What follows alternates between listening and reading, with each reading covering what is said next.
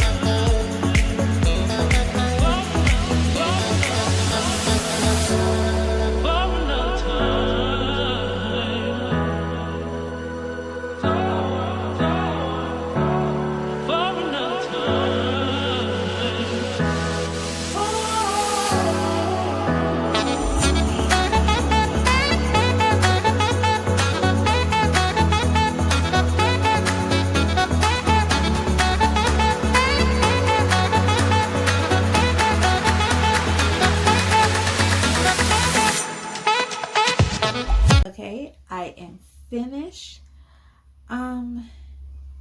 The one disappointment I have with this is this red here. I mean, in person it looks really red, but I was more looking at the concept of red, so it comes off looking a little brown. Just trying to tighten up now the chocolate because he's really messed up eating chocolate here. So I was more looking at that, the concept of red, rather than red itself. And so that's why I did what I did here. Sorry, started. And it wasn't raining. All this time I was coloring, there was no rain whatsoever. And the minute I said, okay, I am finished, let me get now to talking, you start seeing the rain. But yeah, in person, it looks very red. It's like, oh my gosh, this is so red. I'm hoping that it translates to looking red on camera because I'm not seeing it. And if I look to see it, you guys are going to see my face. But yeah, I am more looking at the concept of red rather than red itself. This color I'm using is Crimson Lake.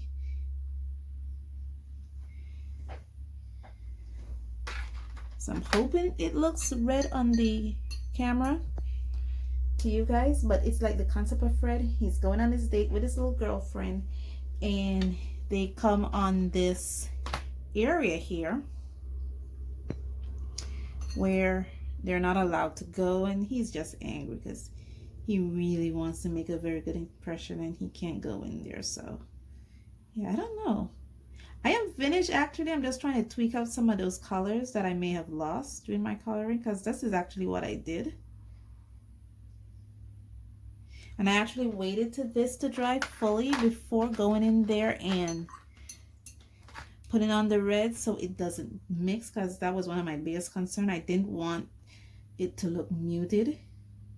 So I actually waited for it to dry before I went in there.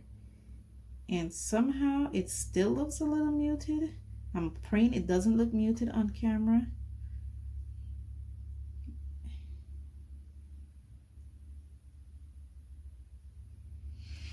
I'm just trying to tighten up some of my shadows. That's all I'm doing.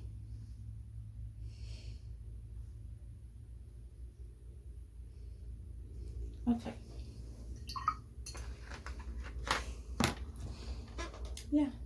But all in all, I am finished. I hope my friend likes it. I hope she gets what I'm trying to do. Trying to show this illustration. I hope she understands what's going on. And I did include the color red. There is a color red in there, so I'm not off the point too much. But yeah, thank you guys so much for joining me on this journey. Thank you again for supporting me. Thank you for all the great comments you made, the likes, the subscription. Thank you, thank you, thank you. Thank you for joining me on this journey. And as always, stay safe, stay blessed, and I'll see you in the next one. Bye.